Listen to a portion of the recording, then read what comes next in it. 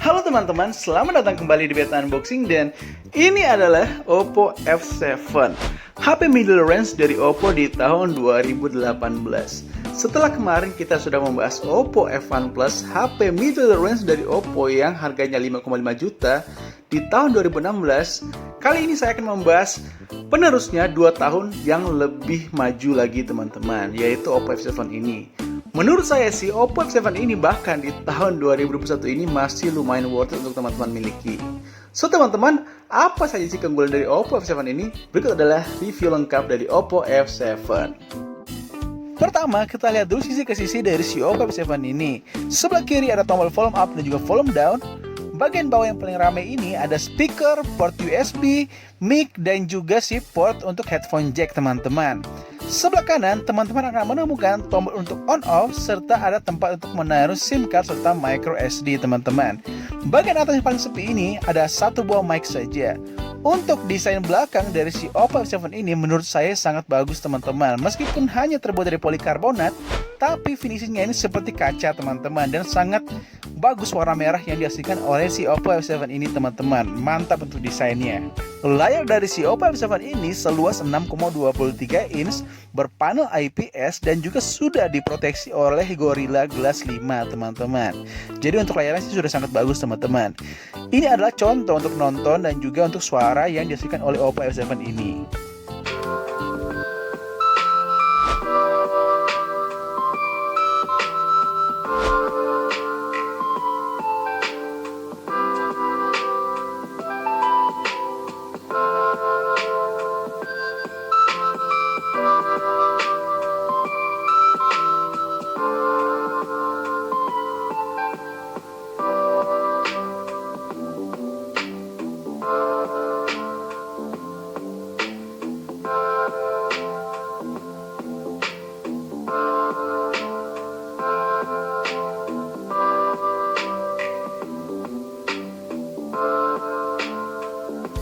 Meskipun Oppo F7 ini adalah HP dari tahun 2018 kemarin, tapi HP ini mendapatkan pembaharuan Android sampai di Android 10 sekarang teman-teman.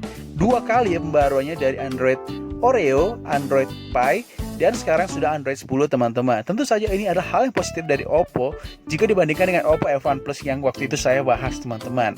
Karena sudah menggunakan Android 10 juga teman-teman, HP ini sudah pasti bisa menggunakan fitur-fitur yang ada di Android 10.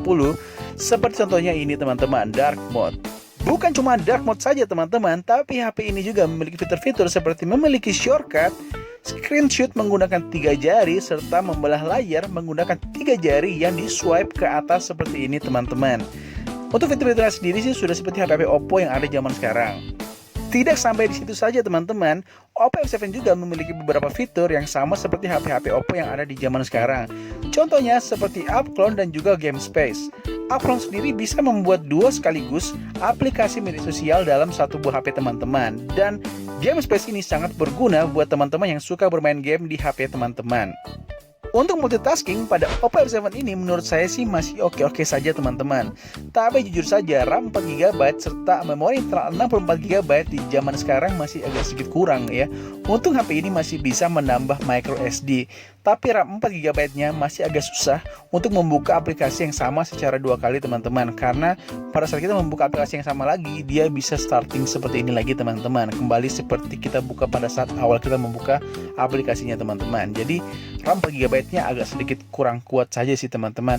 Tapi sisanya untuk multitasking HP ini sangat bagus karena memiliki beberapa fitur yang sama seperti HP Oppo lainnya, seperti kunci aplikasi seperti ini teman-teman masih ada di Oppo F7 ini.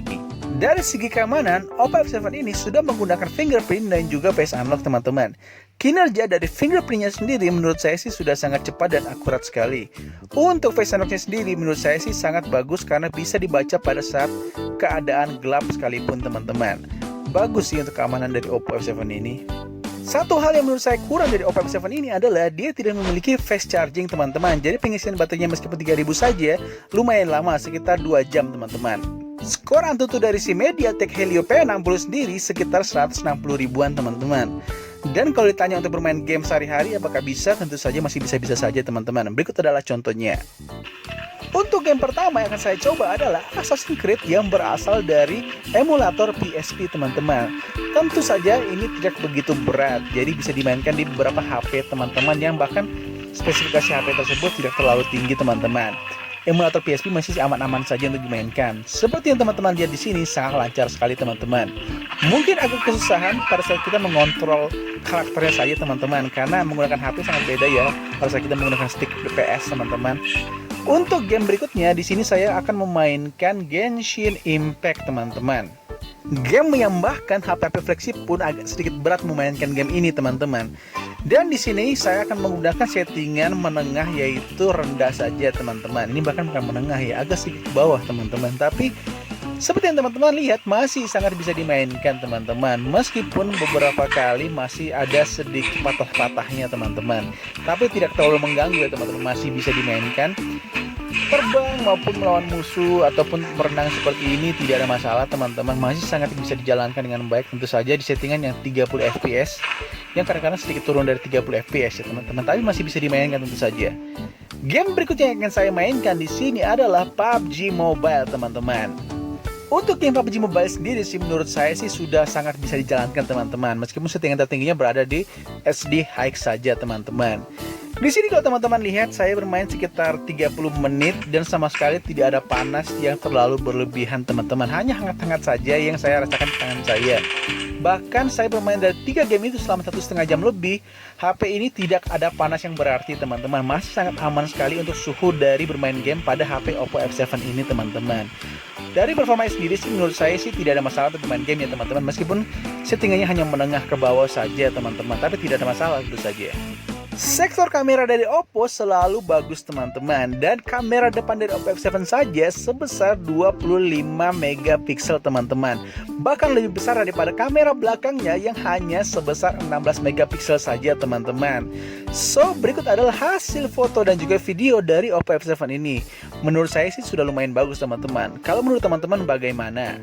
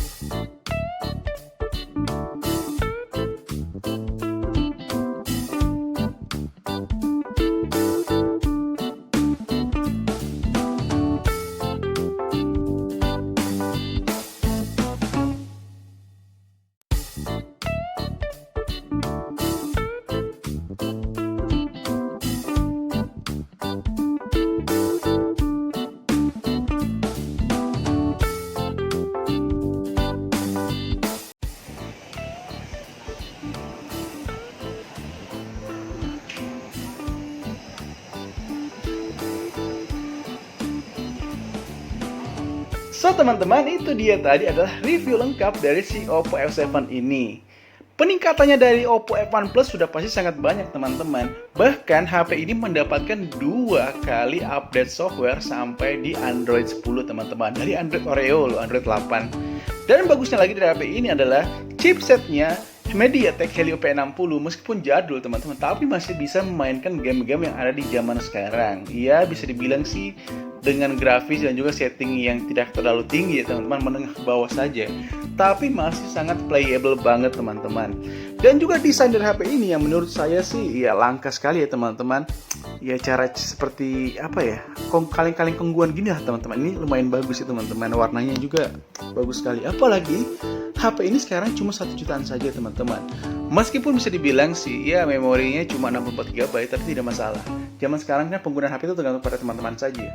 Foto-foto juga dengan HP ini masih sangat bagus teman-teman. Menurut saya ya masih sangat bagus, masih bisa teman-teman pamer di sosial media teman-teman.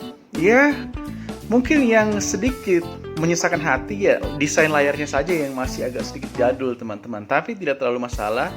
Dan juga performanya juga sih masih bagus-bagus saja teman-teman. Ya itu saja sih teman-teman review dari si Oppo F7 ini teman-teman.